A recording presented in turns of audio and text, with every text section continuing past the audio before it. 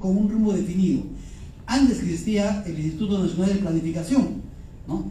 El propio Chile, en la época liberal, ¿no? Porque parece que eso está cambiando, pero en la época en que Chile despegó en su desarrollo económico, tenía una institución semejante, que era la Corporación de Fomento, algo así, Corfo, que señalaba a los ministerios cuál era el rumbo del país, qué proyectos eran prioritarios para el país, qué cosas se debían hacer en términos generales, y obviamente cada ministerio en su propia competencia podía manejar el tema puntual, pero sin desviarse de ese camino señalado por un ente nacional que trascienda a los gobiernos, porque el rumbo del país no es de que cada gobierno le cambie el rumbo al país y estamos como estamos ahora en el Perú, ¿no? Sino tiene que haber un norte. Creo que eso es un tema esencial. En primer lugar, tener entonces una institución que nos permita orientar y coordinar esa tremenda ausencia que ha señalado Eric. El otro tema de fondo es la urgencia de desarrollar al país en forma armónica. Y miremos de cerca. Si nosotros visitamos Colombia, ¿qué encontramos? Encontramos la capital, pero además encontramos otras ciudades con un desarrollo enorme, que tienen industria, que tienen población, que tienen trabajo, tienen desarrollo económico, universidades y una serie de ventajas. Uno no necesita irse a la capital para encontrar confort, comodidad y desarrollo de su vida personal. ¿Y qué vemos en el Perú? En el Perú vemos que prácticamente todo se concentra en Lima, y específicamente en el tema de gas, yo lo he señalado en varios artículos y lo sigo diciendo, hay inclusive hoy día resistencias a la tarifa única, y yo les digo, eso es muy injusto, porque todo el Perú pagó la GRP para que Lima tenga gas, por ejemplo, ¿no?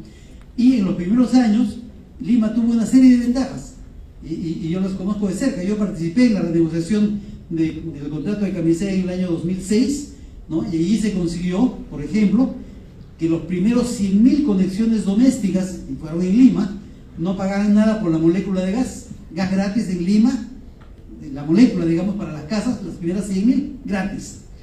¿Qué se consiguió?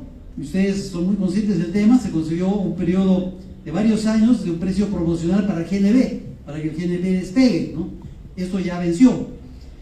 Se consiguió una serie, también un cambio de la fórmula del contrato que permite hoy día tener un precio muy, muy ventajoso para el gas natural, con un ajuste que se hace solamente una vez al año. Por ejemplo, el mundo ha sufrido este año unos terribles incrementos del precio del gas. En todo el mundo ha subido, menos en el Perú. ¿Por qué? Porque el contrato que firmamos y que renegociamos en esa oportunidad solamente permite un ajuste a fin de año, y con una fórmula, con unos factores que permiten que ese ajuste sea muy pequeño, ¿no? Eso da una gran ventaja al mercado, etcétera, etcétera. El tema sería largo de explicar con cada detalle, pero ¿cuál es el objeto de tener una tarifa única? Que la provincia también puede desarrollarse como se desarrolló Lima, ¿no? Y la demanda de Lima es tan grande que si nosotros sumamos, por ejemplo, 10 centavos a la tarifa de todos los que usan gas en Lima, le puedo rebajar a las provincias más de 2 soles, probablemente 3 o 4 soles, porque la demanda tan grande de Lima permite que un pequeño aumento en Lima baje fuertemente la tarifa al resto del país. Y creo que es esencial que el Perú se descentralice, que haya industria fuera de Lima, que haya oportunidades de desarrollo, energía barata que mueva todo, ¿no? Y me alegra mucho que ustedes, la Asociación de Grifos del Perú, es una de las pocas instituciones que está totalmente descentralizada. Ustedes operan en todo el país, costa, sierra, selva, en los lugares más alejados, y por eso son plenamente conscientes, y seguro que coincidirán conmigo, que el país necesita urgentemente descentralizarse, y es además un tema hasta de justicia social, ¿no? El que el interior del país tenga la oportunidad de también tener las ventajas que hoy día solamente están concentradas en Lima. Y ya yendo a temas más puntuales, hay otras iniciativas que también se han hecho, y yo voy a reconocer también el tema de Eric, que ustedes me han escuchado en algunas conferencias de hace algunos años, que yo venía insistiendo en la reducción de la variedad de gasolinas en el Perú, ¿no? Solo que yo propuse que sea en 2 pasos. No se ha hecho el primer paso, Eric, eso sí te debo reclamar. Yo dije, antes lo que hay que hacer es postular al Perú al premio Guinness, porque estoy seguro que ningún país del mundo tiene la variedad de gasolinas del Perú, y podemos ganar el premio Guinness a la mayor variedad de gasolinas en una demanda minúscula, ¿no? El segundo paso era reducir el número de gasolinas y eso lo venía yo insistiendo de manera terca.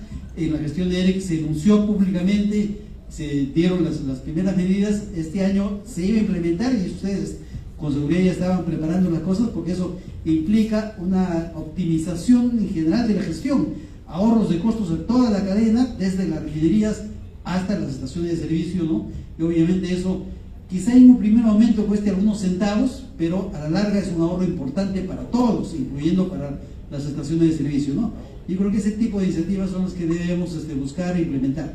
Y bueno, nuestro ámbito es muy variado, tiene muchísimas cosas de mejora, y yo creo que con este tipo de gremios que son siempre activos en buscar y apoyar las iniciativas que son buenas para todos, vamos a conseguir que se implementen y tener éxito en eso, ¿no? Yo agradezco en primer lugar a la Asociación de Grifos, a todos ustedes los agremiados, a la directiva de la Asociación de Grifos y Estaciones de Servicio del Perú y a la Comisión Consultiva, ¿no? Muchas gracias. Muchísimas gracias a ustedes. Por favor, el doctor Luis Barrameda para sus comentarios. Bueno, tengan todos muy buenas noches.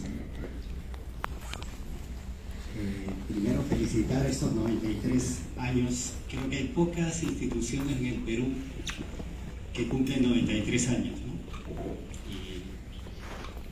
Y esto es un reconocimiento, creo, a la estabilidad que tanto necesita el país, y un reconocimiento, como dijo el presidente, a los líderes que han permitido llegar a estos 93 años, ¿no?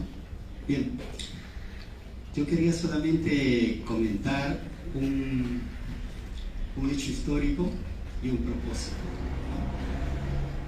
Hace 20 años había una elección de alcaldes, como va a haber ahora en octubre. Postulaban un alcalde a la reelección y un candidato, ¿no? Castañeda y...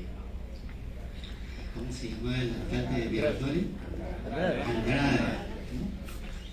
Entonces, Andrade postulaba cambiar el sistema de transporte masivo a gas natural, siguiendo el modelo colombiano, ¿no? Y Castañeda propuso un tren, ¿no? Así que el Fondo Nacional de Medio Ambiente preparó un proyecto que lo tomó Andrade y ganó Castañeda. Y lo anecdótico de eso fue que al final Castañeda fue el que implementó el metropolitano, ¿no? Que justamente era cambiar petróleo diésel de, no sé, creo que eran 60.000 microbuses que había en el país, y sobre un sistema de incentivos y chatarreo, ¿no? Introducir unidades a gas en el Perú, ¿no? Creo que ese fue uno de los esfuerzos más importantes de introducir gas. Además había una ventaja: el mundo estaba preocupado del medio ambiente y esto colaboraba con la reducción de emisiones de gases de efecto invernadero, y entonces había un premio, un incentivo, ¿no? Y entonces uno podía calcular cuánto contaminaba el diésel y cuánto contaminaba el gas, y la diferencia se certificaba. Y había un sistema en el mundo que permitía vender esos certificados a empresas del mundo que no podían cumplir con sus metas de reducción de efecto invernadero, ¿no? Que estaban establecidos en el protocolo de Kioto.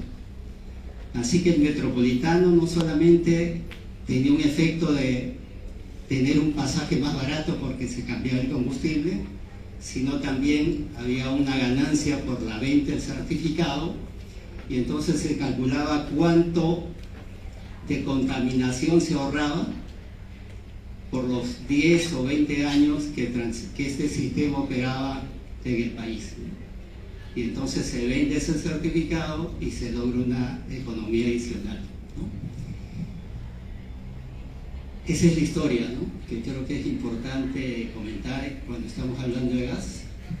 Y lo segundo es que si ustedes ven la preocupación hoy día en el mundo, es una preocupación número uno el medio ambiente, ¿no? Si ustedes leen los periódicos hoy día, verán que se están incendiando bosques naturales en Portugal, que se ha levantado la pista de un aeropuerto en Inglaterra por el calor que hace, con España y 44 grados de temperatura, ¿no?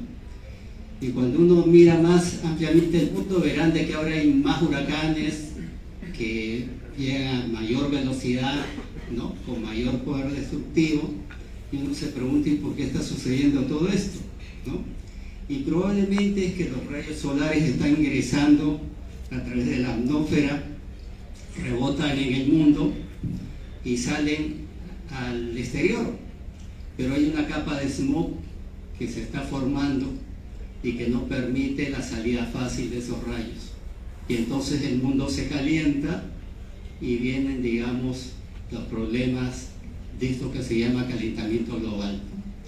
Así que cuando se habla de gas, tenemos que estar conscientes de que hay un propósito además importantísimo atrás, ¿no?